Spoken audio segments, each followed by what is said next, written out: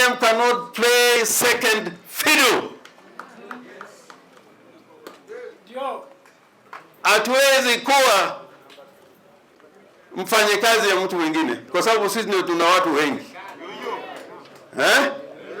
Hata kama tumeanza kuzungumza na Ruto kwa sababu we are the most popular party, na sisi tumemsaidia Ruto kukaa mahali yuko, so lazima asikie matakwa ya chama kikubwa in the whole of the Republic of Kenya.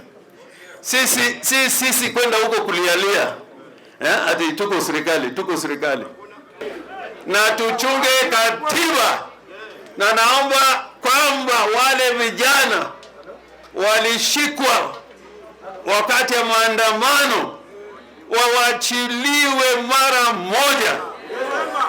Si wakubwa waingie kwa serikali na vijana bado wako kwa gereza.